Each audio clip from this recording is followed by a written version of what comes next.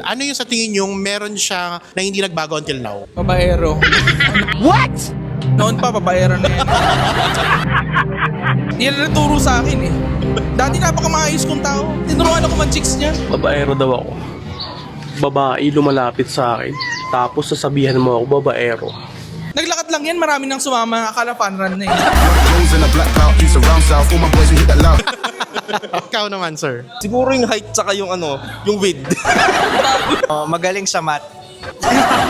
Sa panong paraan? Nung tinanong siya nung boss namin, talagang pagkasagot niya, palakpak kami lahat. Tama ba? Tama. Nasagot niya naman pero mali.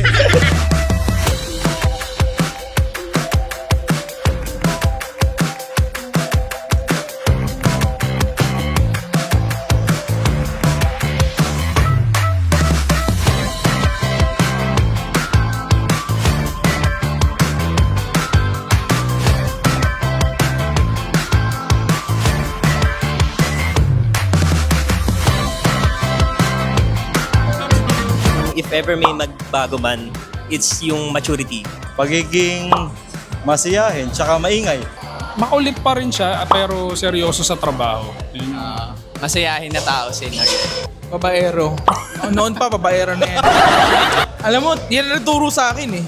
Dati napakamaayos kong tao. Tinuruan ako mag-chicks niyan. Abulin sa chicks pala si Noriel. Talaga, ibang klase. Naglakad lang yan, marami nang sumama. Akala fan run na eh. Ikaw naman, sir. Siguro yung height tsaka yung yung width. So, hindi nagbago physically. Hindi, nagbago naman. Lumapad ng konti. Hindi ko sinasabi gano'n. Lumapad ng konti. Humble. Humble siya. Mabait. No? Okay, ginandahan. O, ikaw, sir. Bawi.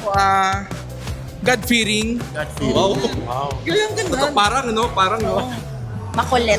Makulit siya, lalo na pag may gusto siya, gagawin niya lahat para ibigay mo sa kanya yung gusto niya. Ganun siya kakulit. Ano ba siya? OA o nonchalant? Nonchalant siya pag ayaw niya. Pag gusto niya, OA. So flexible pala. Magaling sa math.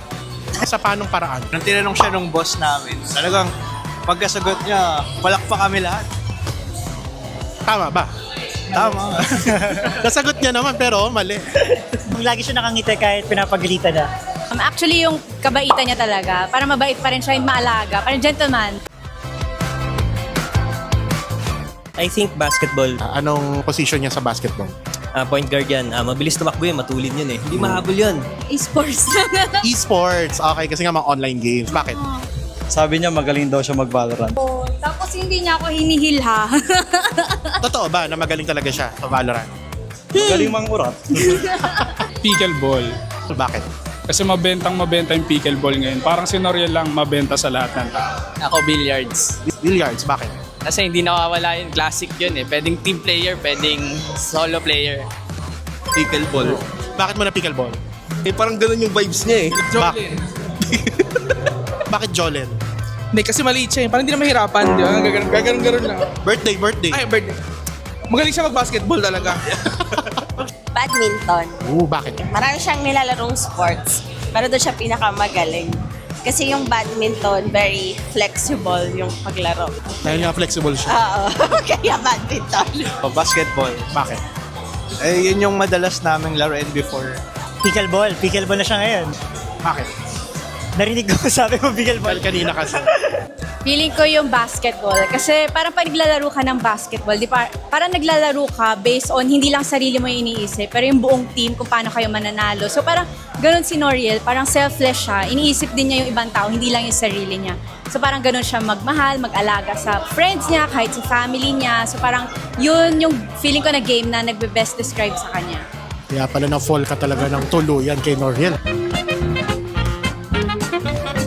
So Noriel, happy birthday. Enjoy life. God bless. Happy birthday. Happy birthday! Bro, happy birthday. Enjoy mo lang yung buhay mo. Yan, dahil 30 ka na, tumatanda na rin tayo. Happy birthday, Noriel. Wish ko lang is more success sa career mo and more happiness. Lalo na malapit na rin yung kasal nyo. Wish you a good health, tsaka God bless. Stay humble. Maging mabait pa rin kahit simula nung elementary hanggang nung college. So, hindi ka mahirap kasama din, komportable ka kasama. Yun lang. Noon pala nung kaklase ko palang Atsi niya, na nakikita ko na siya, napakabait. Nung una ko nakita, ang cute-cute, ang bait-bait. Hanggang ngayon, cute pa rin. Hanggang ngayon cute pa rin, napakabait. Wala na akong masabi kundi napakabait. Shorty, I love you so much. Sabi ko nga sa'yo, I will love you endlessly. Ever since we're young, alam mo naman yon. Ikaw ang OG baby ni Achi. I love you very much. Happy birthday and malapit na siyang ikasal. Bro, happy birthday. Sobrang saya namin sa naging buhay mo ngayon. Kahit wala ka na sa San Miguel, intact pa din tayo. So stay that way, bro. Thank you. Sana nag-enjoy ka tonight and I know na una na-shock ka talaga and hindi kasi siya sanay sa mga ganyan na siya yung center talaga. So feeling ko naman na naging successful talaga kami and all because of Pao talaga. Siya yung tumulong sa akin, ibuo yung concept kung paano namin surprise, paano magiging fun yung parties. Halata naman talaga na nag-enjoy si Noriel kasi ngayon lang din niya nakabanding yung friends niya with activities and games. So parang ito yung perfect moment na for me, pag gusto nyong i-surprise yung loved ones nyo, parang dapat i-hire nyo yung tamang host. And for me, I highly suggest Pao talaga. Ay, thank you so much, ma'am. And acknowledge din natin, Ma'am Benz. Thank you so much. Thank you, Auntie Benz. The best, the best. Happy birthday! Happy birthday, Noriel!